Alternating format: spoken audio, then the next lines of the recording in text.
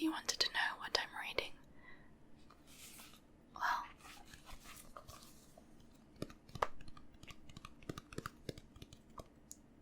it's William Blake, Songs of Innocence and Experience. It's got some pretty nice drawings.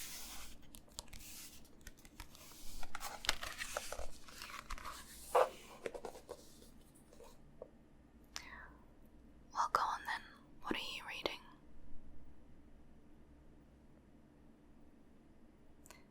Nothing. Right. I see. So you're pretending with all those books that you've got there.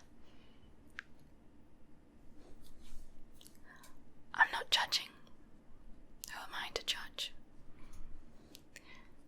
Just, curious. Interesting.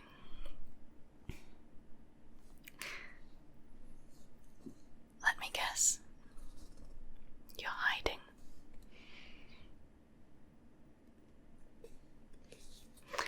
Well, no offense, it's just that you don't really look like the type to be in the library at this hour. Well, I don't know, you just don't look like the type. Maybe that's wrong of me to say. Don't judge a book by its cover and all that.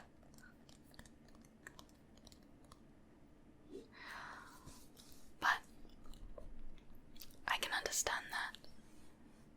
I mean, I come here to hide myself rather a lot. A few times I've actually slept in here. Sometimes I just crawl under the table and lie down and close my eyes, and then before I know it, it's morning. We're not supposed to do that, but... And then I just walk out of here while the sun is rising, and the air is crisp and there aren't many people about. One time the staff caught me, but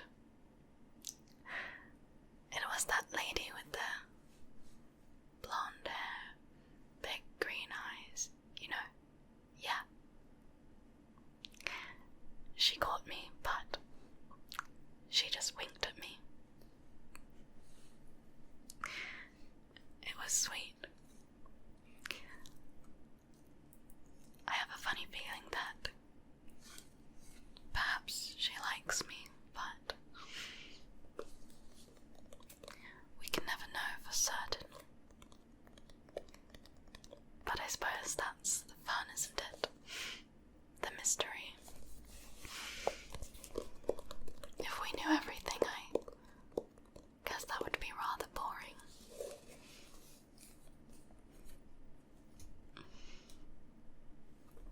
You're rather mysterious yourself. But I can understand hiding. People are very loud and very complicated. Exactly. See, books are complicated too, but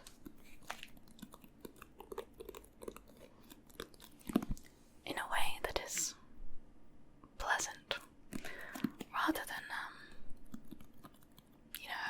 existential crisis, panic attack inducing sort of way, like people, you know. Yes. Yes. No, books are rather magical. And I don't feel alone in the library, because we are not alone. We are surrounded by many minds, from many times, many places, but somehow all connected through feelings. It's rather brilliant, really.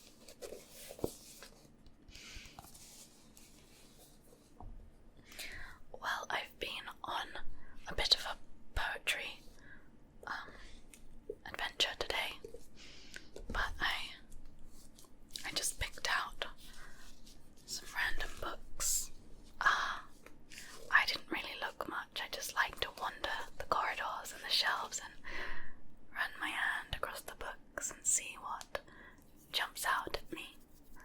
Leave it to fate, I say. So, here we are.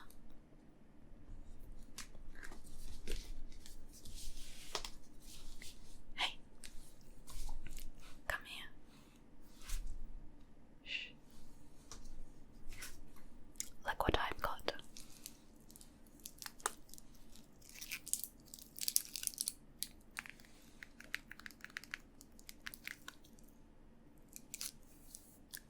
Shh. We're not supposed to eat in the library, but I'm feeling ever so rebellious.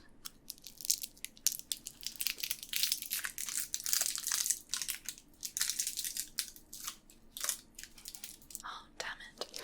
They're all broken.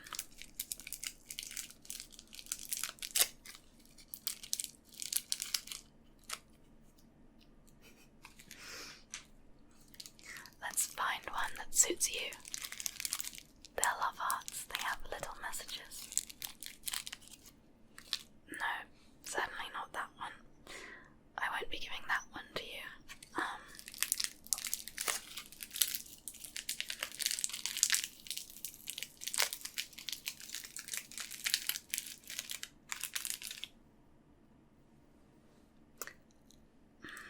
Perhaps. Hold on.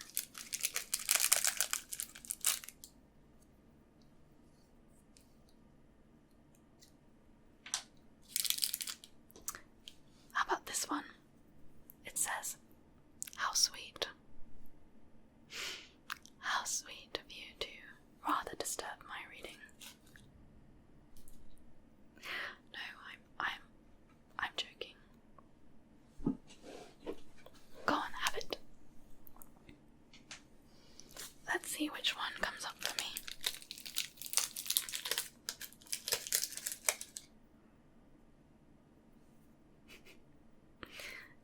It's a wink face. Okay.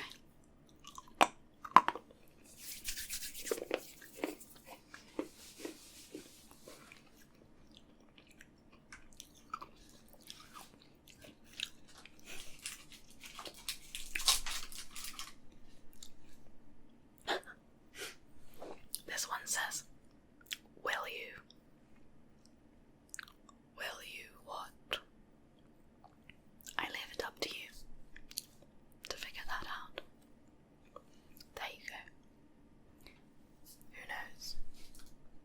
Will you ever leave the library? Will you ever... Oh, hold on.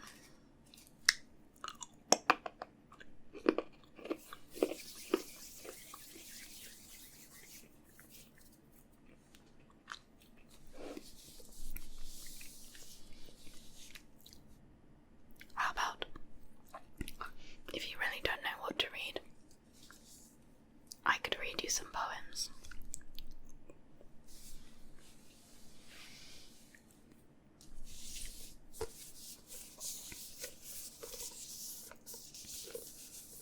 Okay.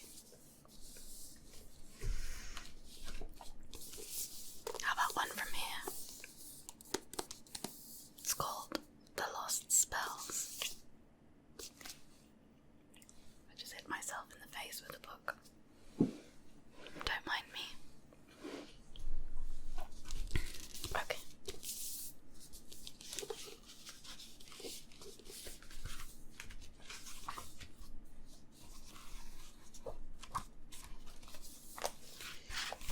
It's got lots of pretty pictures.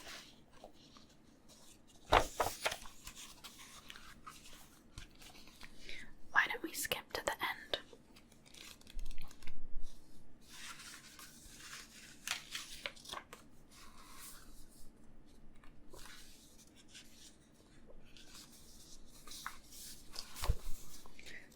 This one's called Silver Birch, a Lullaby.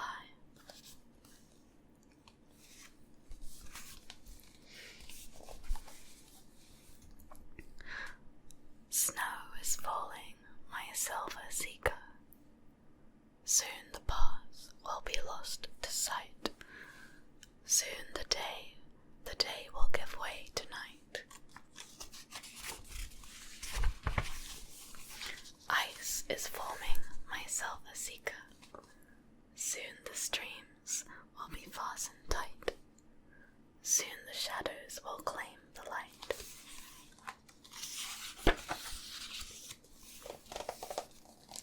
Look over your shoulder at where you've been. The edge of the wood can no longer be seen.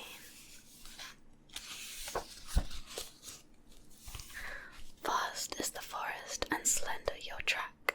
Harder it grows to find your way back. Even as the dusk gets dimmer, still the birch trunks glow like torches, still the birch bark holds its glimmer. Rest your head now, silver seeker, close your eyes and cease your searches, where the blackbird brightly perches, where the catkin softly brushes, here among the gleaming birches.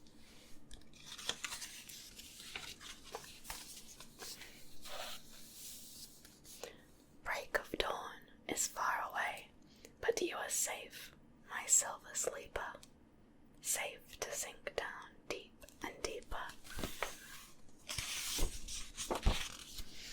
In the night the birches watch you with their black unblinking eyes, standing guard and keeping vigil while you make your dreaming journeys. Round and round the dangers prowl, wolves and monsters, worries, witches, but the birches stand like churches as the dark around them surges. Circles, crouches, clutches, lunges, but breaks its power on birches' branches. Held at bay until at last the sun emerges, warms the pines, the larches, lights your yawns, your stretches, there among the silver birches.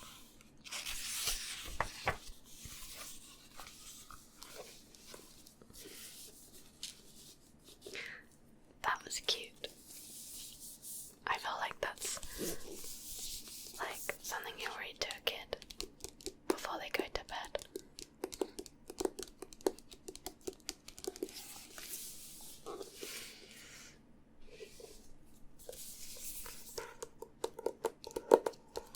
I also picked up this book. It's called Poems of Gratitude.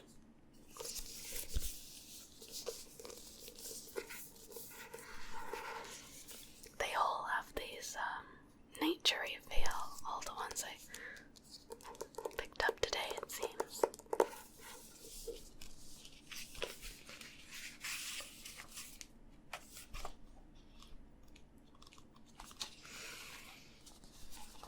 Let's find a good one.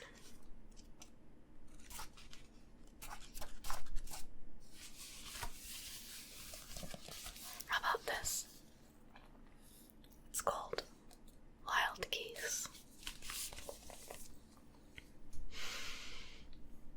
You do not have to be good. You do not have to walk on your knees for 100 miles through the desert repenting. You only have to let the soft animal of your body love what it loves. Tell me about despair, yours, and I will tell you mine. Meanwhile, the world goes on. Meanwhile, the sun and the clear pebbles of the rain are moving across the landscapes, over the prairies and the deep trees, the mountains and the rivers. Meanwhile, the wild geese, high in the clean blue air, are heading home again. Whoever you are, no matter how lonely, the world offers itself to your imagination, calls to you like the wild geese. exciting, over and over, announcing your place in the family of things.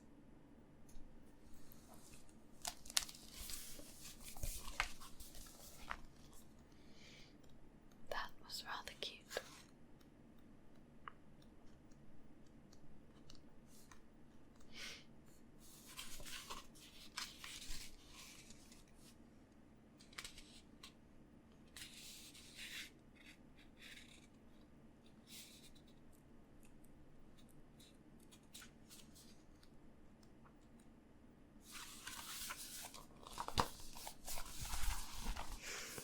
This one is called Friendship. Oh, the comfort, the inexpressible comfort of feeling safe with a person, having neither to weigh thoughts nor measure words, but pouring them all right out, just as they are, chaff and grain together, certain that a faithful hand will take and sift them, keep what is worth keeping, and then, with the breath of kindness, blow the rest away.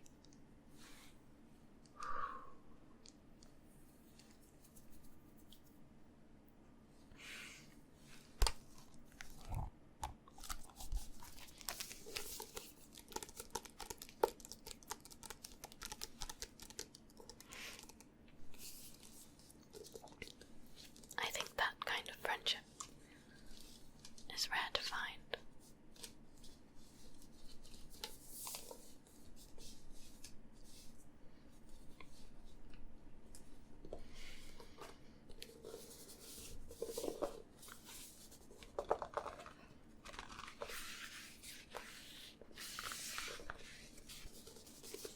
I'm not sure about this one.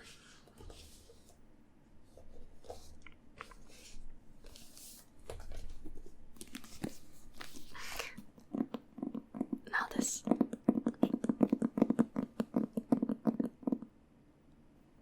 What am I doing? Oh, I like to tap on the books to hear how they sound. They all sound different. I feel like each book has a sort of personality. Well, books have a history. I mean, they get passed from one person to another. Anyway, I like to just try out how they sound. I don't care what you think. You can think it's weird.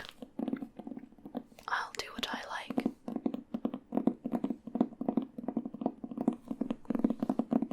I really like the sound of this one. Yes, this is a very nice book. Well,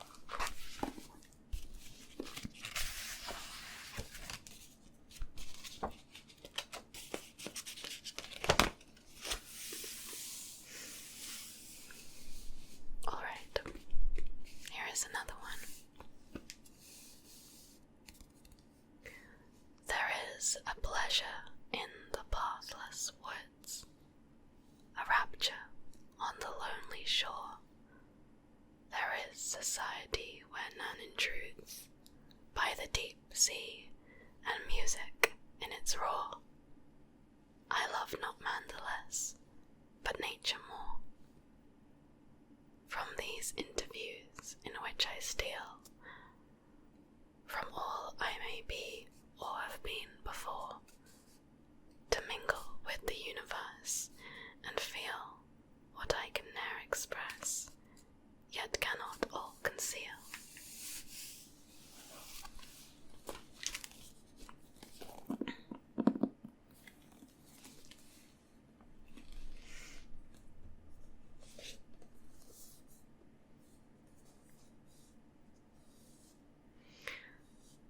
I think poems and books, I guess, but poems especially have this special power to capture feelings that you know are there, but they're so hard to express, and then suddenly you read this thing written by someone who didn't know you at all, and yet you feel as if you know their heart. You know their heart. Somehow. It gives me a strange feeling, but it also gives me hope, because I think all of us are far more similar than we sort of realize. Still, I don't know. And yet, I'm hiding here in the library, away from everybody, so I have my reasons.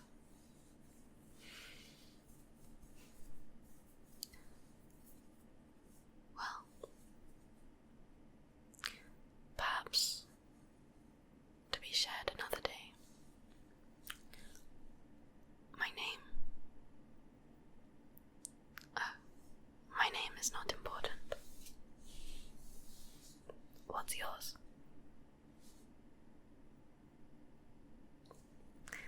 Well, I thought you'd say that. Never mind. We shall leave it a mystery. Well, I picked up this book. It's very, very sweet.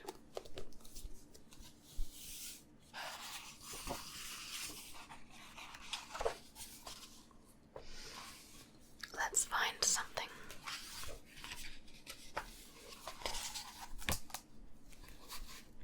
Hello. That's what you could have said earlier. Hello. Yes, instead of just staring at me. But it's alright. You did your best.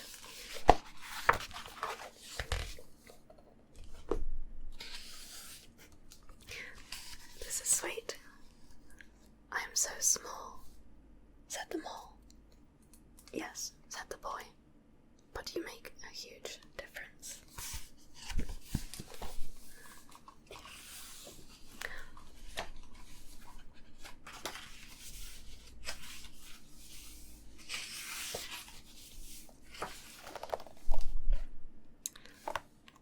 We often wait for kindness, but being kind to yourself can start now, said the mole.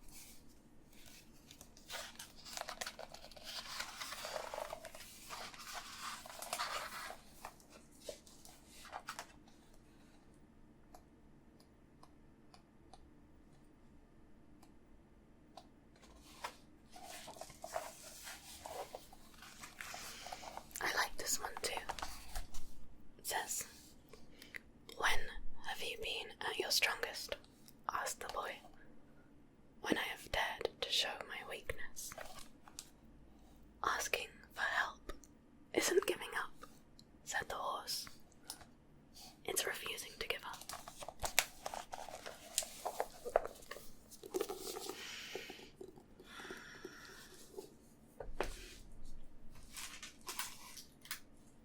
Do you want another one of these? This packet is spilling all over the place.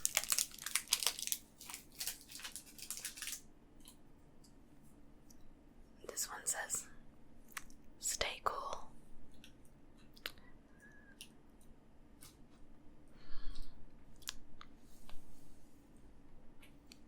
What? I'm just messing with you. You seem extremely cool. Oh, I'm just being mean. You seem interesting, actually. And I don't say that to a lot of people. I mean that as a very, very good compliment. You seem very interesting. I should like to know more. But I also like not knowing.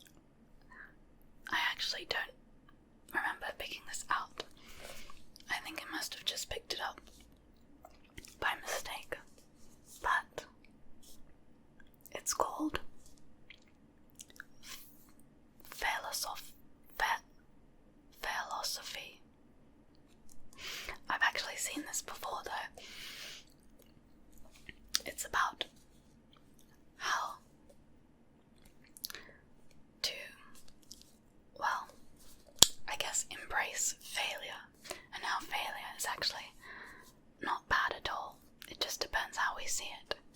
If you can learn to love failure because it teaches you something, because it helps you grow, then life can be a lot more interesting and easy.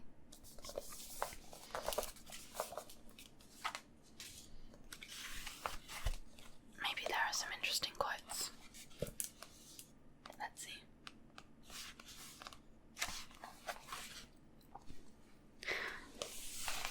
There's a little quote at the beginning.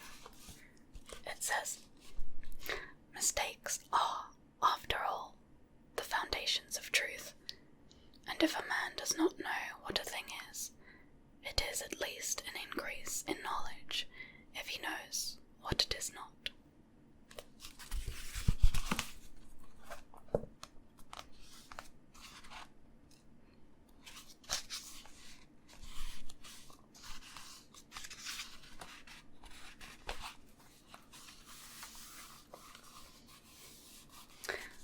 Things that might otherwise be perceived as failures, I very often choose to perceive as something else, as interesting or useful.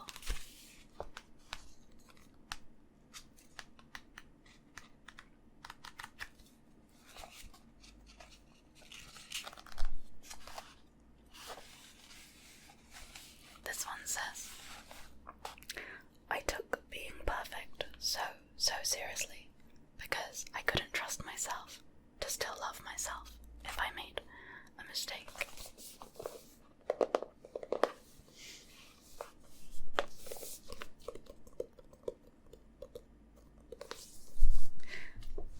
Yeah, I mean, for example, perhaps it was not a failure or a mistake that you ended up coming here and hiding, as you said it, in the library. Because if not for that, then we wouldn't have met. And who knows what else that has affected. You know, the butterfly effect. Perhaps this moment changed your life. Perhaps it didn't, but, well, I better get going.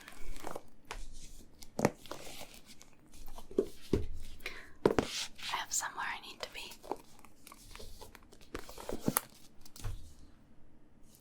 That is none of your business.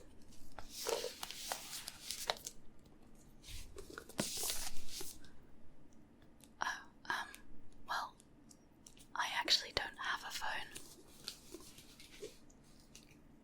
No, I'm serious, I don't. Because I don't want one. Do I need any other reason?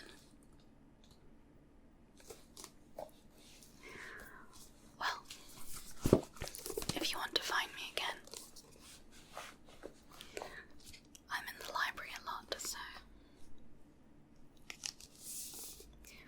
we leave it up to fate, huh?